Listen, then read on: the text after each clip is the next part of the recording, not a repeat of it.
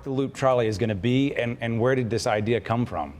Well, it's going to be a 2.2-mile route going from the library in University City east on Del Mar to Bolivar, south onto Bolivar, inside Forest Park, where it'll go to the south side of the History Museum. And from there, people can get on the shuttle in Forest Park and get to the Science Center and the zoo. It's going to be a marvelous way for people to get around in St. Louis. And it's one of those great projects where the City of St. Louis and University City are working together. We're bridging that artificial city-county border with this project. The idea started in 1997 at a neighborhood charrette of how to get people to invest east of Skinker on Del Mar. And the ideas were nice, but nothing real solid, like flower planters or banners on light poles. And it just hit me about an hour and a half into the meeting that we should bring back the vintage streetcar. The area built up around, and a lot of areas in St. Louis built up around it. Due to the fixed track nature, as Jeff Rainford said earlier, people will invest around the fixed track system because it can't be easily changed. And young people love living around trolleys and Metrolink and all because they don't have to have a car, they don't have to have a second car, and so it will attract not just commercial investment, but residential too. Is there a difference in trolley and streetcar? I know sometimes, are those interchangeable, or what do they mean to you? They're fairly interchangeable. The reason I started calling it trolley in the beginning, it just sounds so innocent, and so clang, clang, clang. Yes. The Meet Me in St. Louis, and right. And everybody loved those old streetcars or trolleys. Yeah, this won't be the first time there was a streetcar or trolley in that area. Right. We have a history. Yeah, I mean that's why the Del Mar Loop is nicknamed the Del Mar Loop, and other areas of St. Louis had their loops too, but. They come out from downtown and loop around and head back downtown, or maybe head out to Creve Coeur Lake, and it's just a hustling, bustling area. And it was a great shopping district at one time till it went down. In fact, the last trolley in St. Louis ran in 1966, so it really is time to bring it back.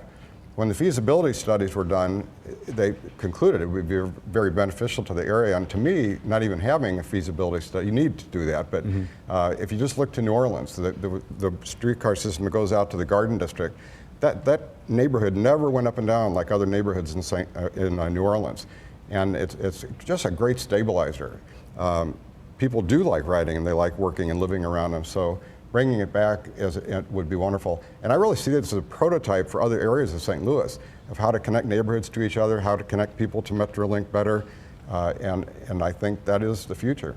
Maybe some development based off the Metrolink line. Is that what you're saying? Like the other lines that the Metrolink doesn't pay for itself, that these are other independent lines connected? Right, and it's so much easier to construct a trolley system than it is light rail or highways. You don't have to go down as deep on the construction and all, and it's pretty simple. I mean, it's more complex than, I shouldn't say it's really simple, but it's pretty simple compared to other types of transit construction. It's a $43 million gift, really, to the area. When I first started this, my intention was to try to figure out how to do it without asking that the funding come from general funds from either the City of St. Louis or University City, and that's one reason it took so long. But due to all the things that we did through the years, we were eligible when, out of the blue, Urban Circulator Fund grant became available, $25 million ones.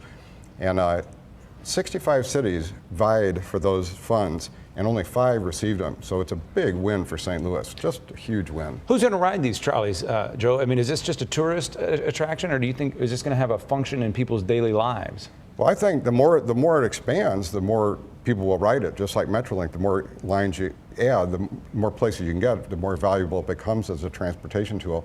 I think tourists will really like it a lot. And my favorite example is the zoo train, which is not a trolley, of course, but the zoo train, the zoo didn't think it would be a moneymaker in the beginning in the 1960s, so a private company built that. Well, of course, it was very popular right from the beginning, and then the zoo bought it and now runs it. But if you think about it, it goes by a maintenance shed, it goes through that cool tunnel, but you really don't see that many animals. You see a lot of pigeons and squirrels, but not too many of the exotic animals. And people love it, and they'll love the trolley too, I think, in the same way. When will they ride it? Give us an update. When will we be able to step on and hear the clang, clang, clang? I think construction could start this summer, and we'll have a groundbreaking, and then it could be up and running spring of 2016, almost for sure. It could be a little sooner, depending on the contractor that's picked and how they actually construct it.